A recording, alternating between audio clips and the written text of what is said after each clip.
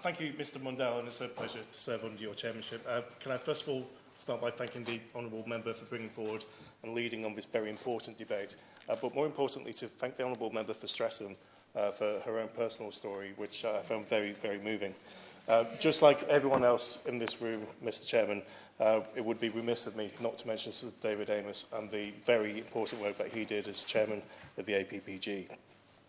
As we've heard from honourable members, endo affects 1 in 10 women in the UK, and it's a common, chronic, complex and fluctuating condition, and it brings about what I can only begin to imagine as unimaginable pain.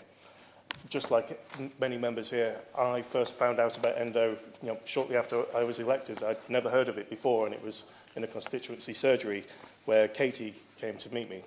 And she talked about her debilitating pain, the impacts of her mental health, her endo sisters who were taking their own life because of the pain whilst waiting for treatment, the gaslighting she had to go through of it's just a bad period. And this is just the norm for anyone suffering from endo, and that is something we should all be ashamed of. It's clear from today and from previous debates that constituents across the UK that despite the severity of this condition, it's still taboo to talk about women's health and gynecological conditions. And as I remember from speaking the debate last year on the Cumberledge report, it's a damning and concerning issue that we only really talk about women's health and we only really listen to women's health when men talk about it.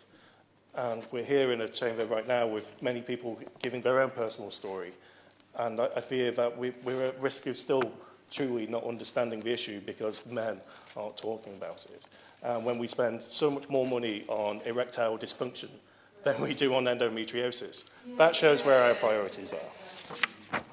Workplace attitudes often do not help. We've heard the stories in the House over and over again when it comes to endo. Women are often not believed or supported by doctors, employers, or even loved ones. It's quite shocking that in a 21st century Britain, we still see women today being dismissed as lazy, unreliable, dishonest, and a nuisance in the workplace. And in the 2020 BBC survey on endo, almost all women responded by saying they felt that their career had been hampered by having this disease. So if appropriate workplace support for employees suffering from endo and PCOS is to be obtained, we need business leaders and managers to be equipped with the necessary information and knowledge to be compassionate when dealing with these cases. We should begin by encouraging employees to become endo-friendly, making sure that there is access to support for all those who suffer from it. And the current definition is highlighted by the honourable member for Hessel and Hall West. Good, got that one right. Unfortunately, these endo sisters do not qualify for SSP because it's a long-lasting chronic issue, and that is something we can quite easily fix very quickly. So during pre-COVID times, we've heard already that it's on average 8 years to be diagnosed with endometriosis. And that backlog is only going to be worse. So when we need to factor in the ability for GPs to actually have a greater understanding of it, we can do so much more. We have a duty to do so much more. We must do so much more. So in conclusion, Mr Chairman, endometriosis costs the UK £8.2 billion per year through treatment, healthcare costs, and the impact on work and employment. So we need to do this from not only a financial majority, but from a moral one.